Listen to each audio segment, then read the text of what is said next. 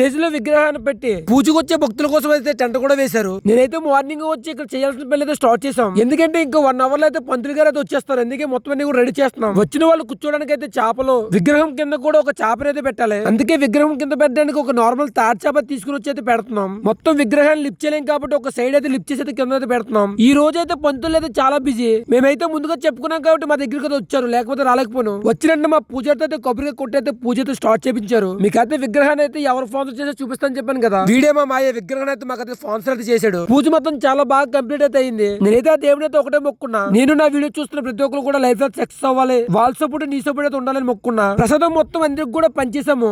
ప్రసాదం మొత్తం కూడా అయిపోయింది. దేవుడి దగ్గర ఉన్న ప్రసాదాలు అయితే ఒక్కొక్కరు ఒక్కొక్క చూపే చూస్తున్నారు. ఇంకా నేను కూడా అలా చూస్తున్నా, గేమ్ మిగలదని నేను తీసుకునే తినేస్తున్నాను. ఎవరు చేశారు కానీ చాలా అంటే చాలా టేస్ట్ గా ఉంది. అలా దేవుడి ప్రసాదం నేను ఒక్కనే కాకుండా మా యూత్ లో ఉన్న కుర్రలు అందరూ కూడా తినిపించాను. మీకైతే మా యూత్ పేరు అయితే చెప్పలేదు కదా, అదైతే నెక్స్ట్ పార్ట్ అయితే చెప్తాను. ఇంతకీ మా వినాయకుడు ఎలా ఉందో కింద కామెంట్ చేయండి.